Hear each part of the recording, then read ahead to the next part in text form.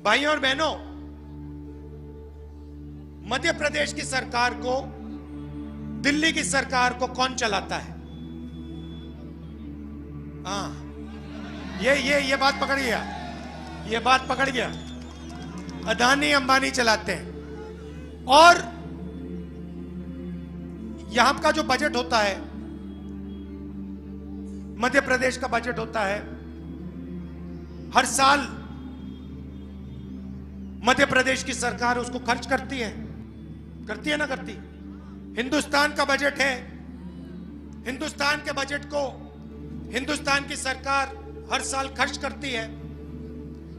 भाइयों और बहनों, हिंदुस्तान का जो बजट है ये किस चीज में खर्च होता है? ये 90 अफसर निर्णय लेते हैं। उनको हम secretary to government of India कहते हैं, और वो हिंदुस्तान की सरकार को चलाते हैं। आप ये मत सोचिए कि एमपी एमएलए सरकार चलाते हैं, नहीं, गलत है। सरकार को नरेंद्र मोदी, दिल्ली की सरकार को नरेंद्र मोदी और 90 अफसर चलाते हैं, और मध्य प्रदेश को शिवराज चौहान और 53 अफसर चलाते हैं। सही?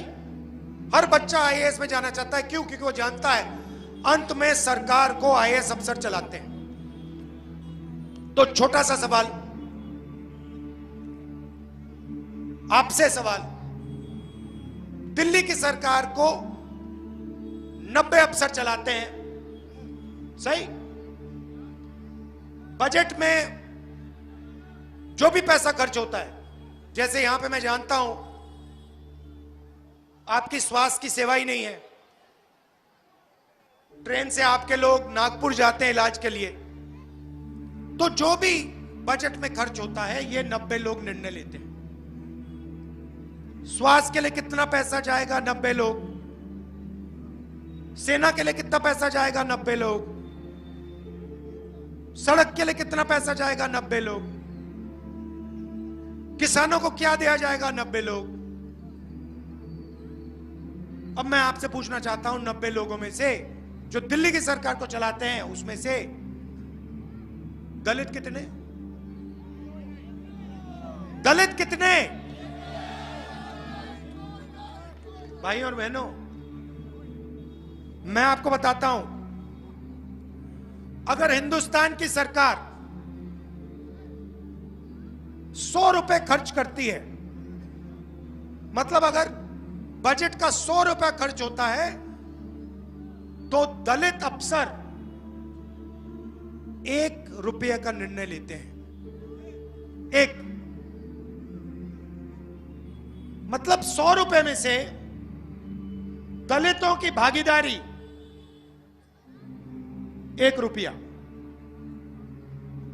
और अगर 90 अफसर हैं तो 90 में से 3 अफसर दलित। चलिए दलितों को छोड़ते हैं, ओबीसी की बात करते हैं, और हिंदुस्तान की सरकार को छोड़िए, मध्य प्रदेश की सरकार की बात करते हैं। मध्य प्रदेश का बजट जो है तकरीबन 3 लाख करोड़ रुपए का है। 53 अफसर इस बजट को बांटते हैं। इस कस्बे में कितना पैसा आएगा? आपके स्वास्थ्य के लिए कितना पैसा आएगा? आपके बच्चों की शिक्षा के लिए कितना पैसा आएगा? ये 53 अफसर शिवराज चौहान जी के साथ निर्णय लेते हैं। भाई और बहनों, मजे की बात सुनिए, मध्य प्रदेश के 53 अफसरों में से पिछड़े वर्ग का सिर्फ 1 अफसर है। मोदी जी कहते हैं मध्य प्रदेश की सरकार ओबीसी की सरकार है। 53 अफसरों में से 1 अफसर ओबीसी वर्ग का है। और आप जानते हो ये अफसर बजट में से कितने प्रतिशत का निर्णय लेता है? कोई जानता है? 0.1। मतलब ओबीसी की सरकार है। मोदी जी कहते हैं ओबीसी की सरकार है, ओबीसी का चीफ मिनिस्टर। और 100 रुपए में से 33 पैसे का निर्णय ओबीसी अफसर करते हैं। ठीक से सुनो, नरेंद्र मोदी कहते हैं ओबीसी की सरकार है और भागीदारी आपकी 100 रुपए में से 33 पैसे की है। 100 रुपए में से 33 पैसे की। और दिल्ली की सरकार में 100 रुपए में से दलितों का 1 रुपया। और फिर ये लोग कहते हैं कि ओबीसी की सरकार है, दलित तेजी से आगे बढ़ रहे हैं। इसलिए मैंने कहा कि देखिए, दूध का दूध पानी का पानी कर देते हैं। कैसे करेंगे? आपको कभी चोट लगी है? लगी? किसी के यहां पे टांग टूटी कभी? आपकी? जब आपकी टांग टूटी थी, पहला काम क्या किया आपने? अस्पताल गए। अस्पताल में आपने एक्सरे मांगा। आपने कहा कि भैया मुझे लग रहा है टांग टूटी है, मुझे एक्सरे चाहिए। एक्सरे हुआ, डॉक्टर ने कहा कि देखो भैया एक्सरे हुआ है, आपकी टांग टूटी। इसलिए मैं कह रहा हूं मध्य प्रदेश और हिंदुस्तान का एक्सरे होना चाहिए। करा दो एक्सरे और पता लगाओ हिंदुस्तान की सच्चाई क्या है। मुझे दिख रहा है कि ओबीसी वर्ग को, दलित वर्ग को, आदिवासी वर्ग को दर्द हो रहा है, जबरदस्त दर्द हो रहा है। अब मैं कह रहा हूं कि भैया एक्सरे करा दो, पता लगा दो कि इस देश में आदिवासी कितने हैं, दलित कितने हैं, ओबीसी कितने हैं और ओबीसी में कौन सी जात कितनी है। मेरा आपसे सवाल है, आपकी भागीदारी, दलितों की भागीदारी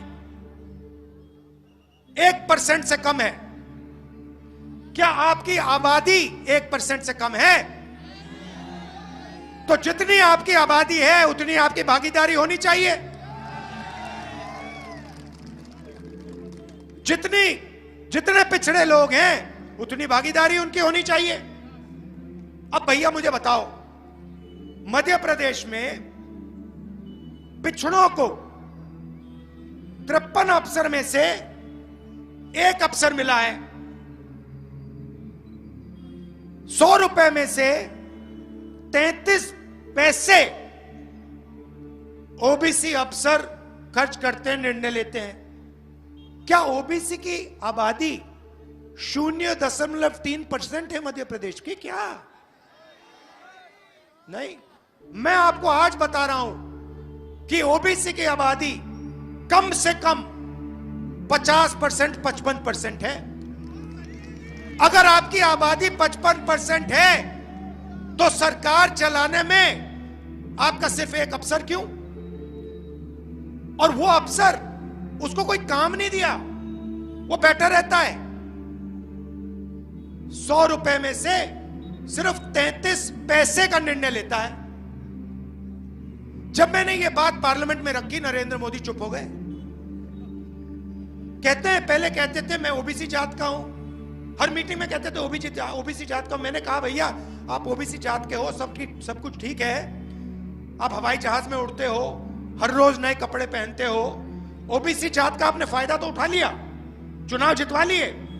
मगर जब ओबीसी जात की भागीदारी की बात आती है तो आप कहते हो हिंदुस्तान में कोई जात नहीं, ना कोई दलित, ना कोई आदिवासी, ना कोई ओबीसी। वोट लेने जाते हो कहते हो भैया मैं ओबीसी हूं।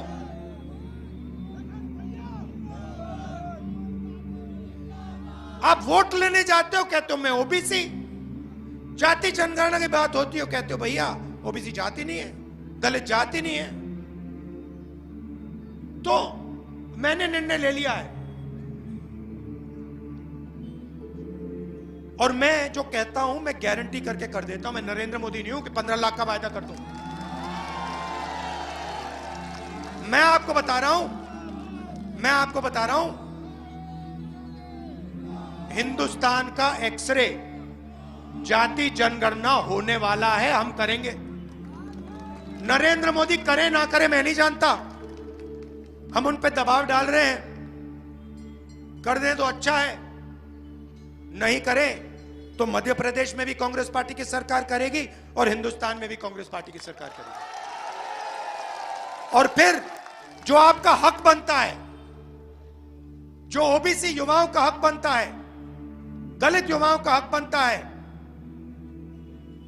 आदिवासियों का हक बनता है, वो हक हम आपको दिलवा देंगे। मतलब मजाक बना रखा है। रोज कहते हैं ओबीसी की सरकार है और आपकी कोई भागीदारी नहीं है। नफरत फैलाते हैं, बात समझिए आप, नफरत फैलाते हैं। एक धर्म के लोगों को दूसरे धर्म से लड़ाते हैं, एक जात को दूसरी जात से लड़ाते हैं, मगर जो भागीदारी ओबीसी वर्ग की, दलित वर्ग की, आदिवासी वर्ग की होनी चाहिए वो नहीं मिलती। और आप जानते हो यहां पे मध्य प्रदेश में सबसे ज्यादा बेरोजगारी है। यहां पे बेरोजगार युवा हैं, हाथ उठा के दिखाओ। ये देखो, मजा देखो, ये देखो, ये है शिवराज चौहान जी का कमाल। ये देखो, बेरोजगार युवा, हाथ उठा के दिखाओ मुझे। ये है, ये सेना खड़ी हुई है, ये जिंदगी भर अपना टाइम जाया कर रहे हैं। भाई और बहनों, आपसे कहा इंजीनियर बनो, डॉक्टर बनो, लॉयर बनो, आपने अपने जेब से माता पिता का पैसा डाल के इंजीनियरिंग कॉलेज, मेडिकल कॉलेज में जाके दिया। पता लगा अदानी जी ने, अंबानी जी ने सारे के सारे रोजगार खत्म कर दिया हिंदुस्तान में। भाई और बहनों, जीएसटी से आपको फायदा हुआ? जीएसटी किसके लिए की गई? अदानी के लिए की गई, अदानी के लिए। अदानी जी, आप बिजली का प्रयोग करते हो ना, आप एक का बात समझ लो, जैसे ही आप वो स्विच ऑन करते हो ना घर में, वैसे ही अदानी जी के जेब में पैसा जाता है डायरेक्ट। मैं बताता हूं कैसे। अदानी जी ऑस्ट्रेलिया से कोयला खरीदते हैं, ठीक है? ऑस्ट्रेलिया से यहां आते आते कोयला का दाम डबल कर देते हैं। वहां खरीदते 100 रुपए का है, यहां आते आते दुगना हो जाता है, ठीक है? और फिर जो वहां से अदानी जी फायदा लेते हैं, आप बिजली के बिल जो बढ़ता है, वो पैसा आपके जेब से निकलकर सीधा अदानी जी की जेब में जाता है। और उदाहरण चाहते हो और देता हूं। यहां पे मध्य प्रदेश में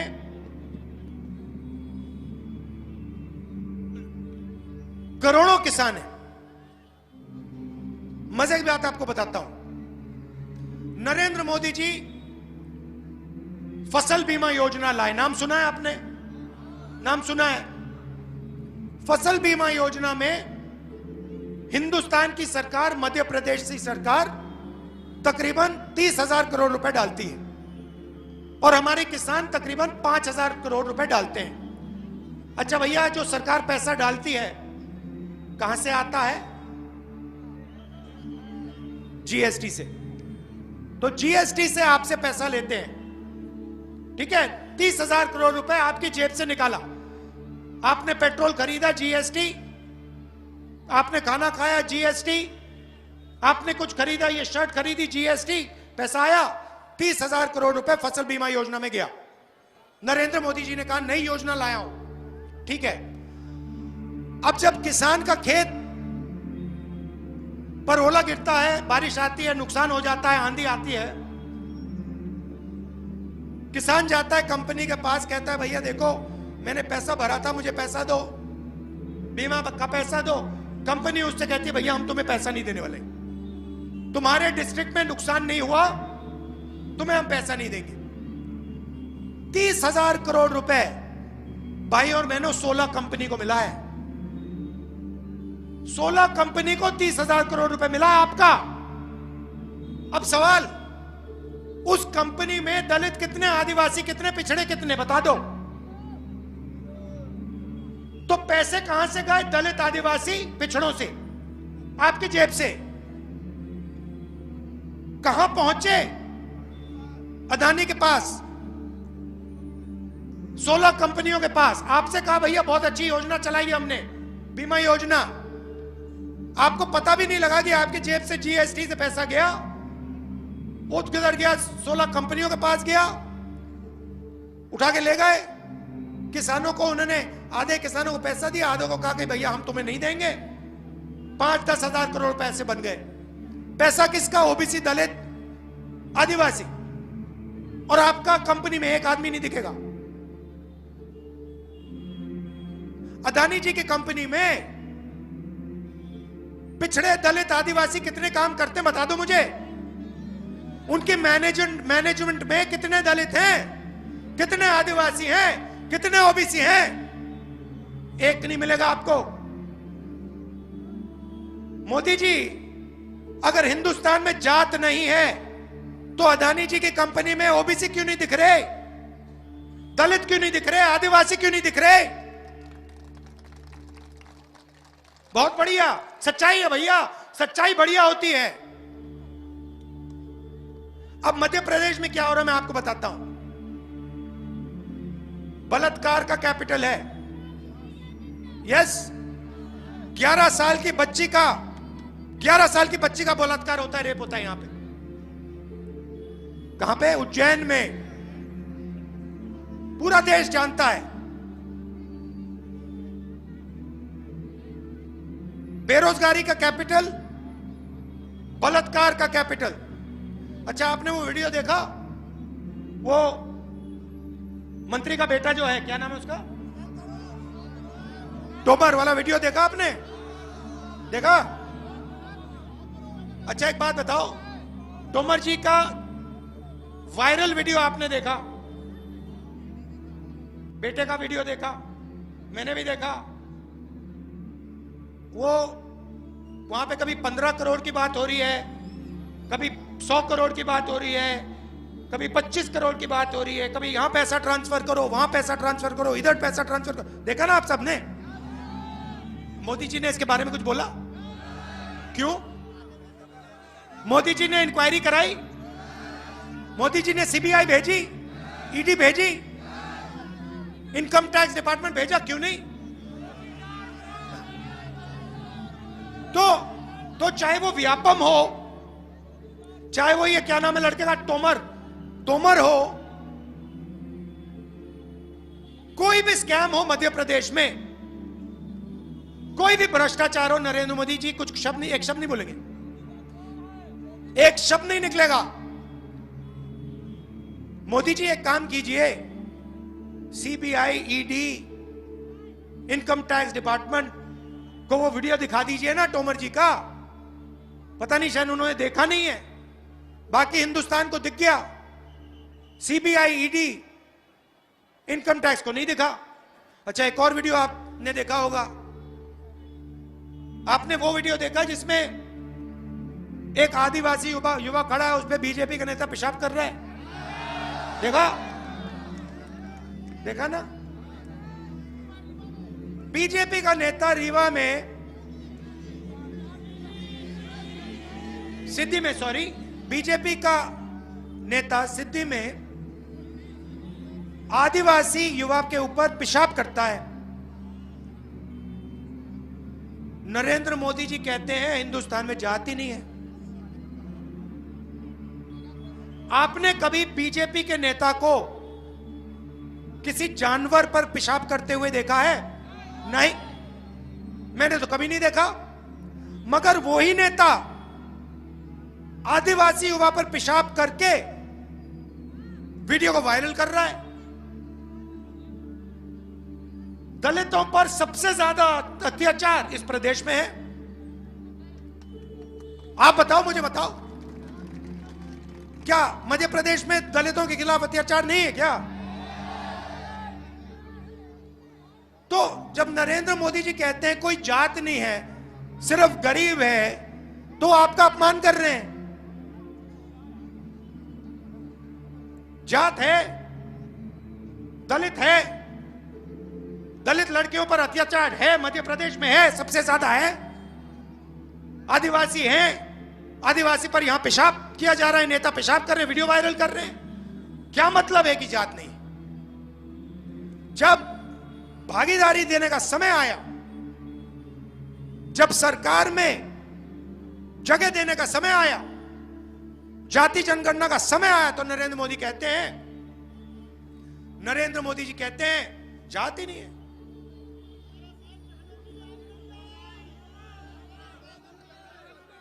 और पूरा मध्य प्रदेश जानता है यहां पे क्या हालत है।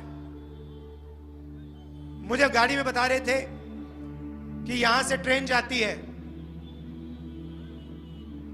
बीमार लोगों को ले जाती है नागपुर, वहां पे इलाज होता है। यहां पे कांग्रेस पार्टी की सरकार आएगी, आपको ट्रेन से कहीं जाने की जरूरत नहीं होगी, यहां इलाज होगा। तो देखिए, हमें आप देखिए, पिछली बार चुनाव हुआ, मैंने कहा देखिए बाकी सब ठीक है, मैं आपको वायदा कर रहा हूं किसानों का कर्जा माफ होगा। किसानों का कर्जा माफ हो गया। छत्तीसगढ़ में मैंने बोला कि देखिए धान आपको 2500 रुपए का मिलेगा। आज छत्तीसगढ़ में धान 3200 रुपए का मिल रहा है। कर्नाटक में हमने कहा कि देखिए कर्नाटक की महिलाएं बस के लिए 1 रुपया नहीं देंगे, फ्री में घूमेंगी। कर्नाटक की महिलाएं आज फ्री में कर्नाटक में बस में घूमती हैं। हमने यहां पे कहा है किसानों का कर्जा माफ होगा, इस चुनाव के बाद होगा। गारंटी करके कह रहा हूं, चुनाव के बाद किसानों का कर्जा माफ हो जाएगा, देख लेना आप। मैंने कहा भैया सिलेंडर कितने का मिलता है? शिवराज चौहान जी की सरकार में कितने का मिलता है? 1100 का। 1100 का। अच्छी तरह सुनो, चुनाव के बाद हमारी जो यहां माताएं बहनें हैं, सिलेंडर 500 रुपए का होगा, लिख के ले लो। और जो मैं कहता हूं मैं करके दिखा देता हूं। आपने यहां इतने प्यार से मेरी बात सुनी। अच्छा, आखिरी बात, यहां पे दुकानदार हैं, छोटे दुकानदार हैं। जब हम किसान को पैसा देते हैं, जैसे हमने कहा कि धान के लिए यहां सही रेट देंगे, जब हम मजदूरों को, किसानों को पैसा देते हैं, उस पैसे को यहां जाके खर्च करते हैं, सही? तो मजदूरों को, किसानों को जब हम पैसा देते हैं, वो छोटे दुकानदार के दुकान में जाके पैसा खर्च करते हैं। मजदूरों का फायदा होता है, किसानों का फायदा होता है, इनका फायदा होता है। अब मैं इनसे पूछता हूं, जीएसटी से आपका फायदा हुआ, आपका नुकसान हुआ? आपको एक दुकानदार नहीं मिलेगा जो आपको कहेगा हाँ भैया जीएसटी से मुझे फायदा हुआ। नोटबंदी से इनका नुकसान हुआ, जीएसटी से इनका नुकसान हुआ, किसान बिल से इनका नुकसान होता है। क्यों? किसान बिल आपने, मोदी जी लाए, हमने रोक दिया, कैंसिल कर दिया, उसको रद्द कर दिया। मगर अगर उनका किसान बिल चल गया होता, किसान के जेब में पैसा नहीं जाता, मजदूर के जेब में पैसा नहीं जाता, इसका नुकसान हो जाता। तो हमारी सरकार जो है किसानों को, मजदूरों को, छोटे व्यापारियों की मदद करती है। अच्छा, यहां जो बेरोजगार युवा हैं, आप बेरोजगार क्यों हो? आपने कभी सोचा? मोदी के वजह से, शिवराज के वजह से। क्यों? मैं आपको बताता हूं। देश को, प्रदेश को रोजगार छोटे दुकानदार देते हैं, छोटे व्यापारी देते हैं, स्मॉल मीडियम बिजनेस वाले देते हैं, ठीक है? अदानी जी, अंबानी जी, ये लोग देश को रोजगार नहीं देते हैं। ये बहुत कम लोगों को रोजगार दे पाते हैं। ये जो हैं, जो छोटे कारखाने चलाते हैं, स्मॉल स्केल मैन्युफैक्चरिंग करते हैं, दुकान चलाते हैं, ये लोग देश को रोजगार देते हैं। नरेंद्र मोदी जी की सरकार ने, शिवराज चौहान जी की सरकार ने इन लोगों की रीढ़ की हड्डी तोड़ दी है। कैसे? जीएसटी और नोटबंदी से।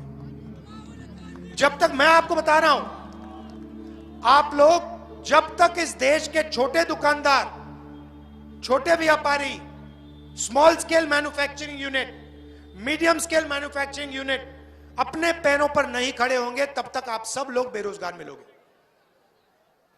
तो यह बदलाव हम लाना चाहते हैं। हमारा फोकस किसान, मजदूर, छोटे व्यापारी, small scale business, small scale manufacturing, medium scale manufacturing पे है। हम बैंक के दरवाजे इन लोगों के लिए खोल देंगे। और आज जो यहां पे लोग युवा हाथ उठा के कह रहे हैं हम बेरोजगार हैं, 5 साल बाद हम आएंगे, यही सवाल मैं फिर से पूछूंगा, दिखेंगे नहीं आपको हाथ?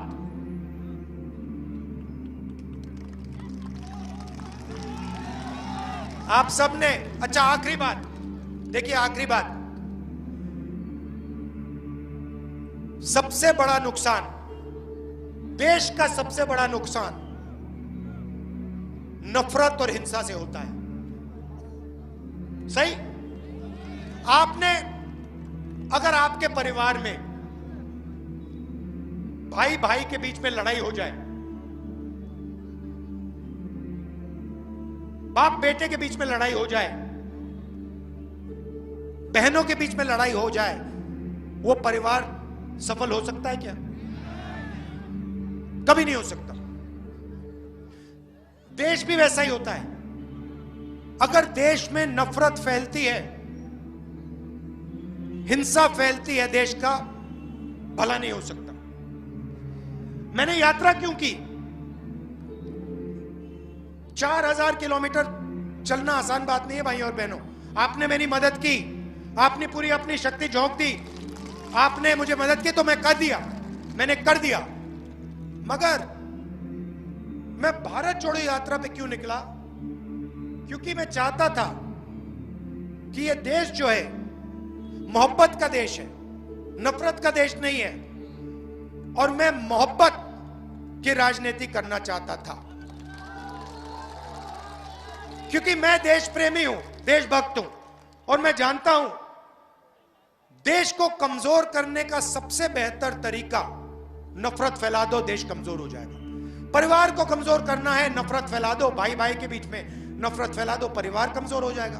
देश को कमजोर करना है, भाई भाई के बीच में नफरत फैला दो, देश कमजोर हो जाएगा। युवाओं के बीच में नफरत फैला दो, देश कमजोर हो जाएगा। इसलिए मैंने नारा दिया, सबसे अच्छा नारा, हिंदुस्तान के भविष्य के लिए सबसे अच्छा नारा, नफरत के बाजार में मोहब्बत की दुकान खोलनी है। और यात्रा से बहुत फायदा हुआ, बहुत लोग जुड़े, नफरत मिटी। और अब एक दूसरा बड़ा सवाल हमारे सामने है, जो इस मीटिंग में मैंने आपसे कहा, भारत जोड़ो यात्रा से देश जुड़ा, नफरत मिटी, भाईचारा बढ़ा। अब देश के सामने एक सबसे बड़ा सवाल है, और वो सवाल यह है कि क्या इस देश में पिछले वर्गों को, दलितों को, आदिवासियों को न्याय मिल रहा है, हां या ना? यह सवाल है। और अगली लड़ाई, जो मैं जाति जनगणना की बात कर रहा हूं, वो शुरुआत है। अगली लड़ाई कमजोर वर्गों के न्याय की लड़ाई है, और उसका पहला कदम मध्य प्रदेश में, पहला कदम यहां लिया जा रहा है। मध्य प्रदेश की सरकार को बदल के यह पहला कदम लिया जा रहा है। आप सब यहां आए, रात का समय है, इतने प्यार से आपने मेरी बात सुनी, दिल से आपका धन्यवाद। और शिवराज जी, इस सवाल का आप जवाब दीजिए। अगर ये ओबीसी की सरकार है, अगर ये पिछड़ों की सरकार है, तो 53 में से एक अफसर ओबीसी का क्यों है और 100 रुपए में से 33 पैसे ओबीसी अफसर, ओबीसी के ऑफिसर्स पर क्यों निर्णय ले रहे हैं? धन्यवाद। जय हिंद। शिवराज जी कल तक जवाब दे देना।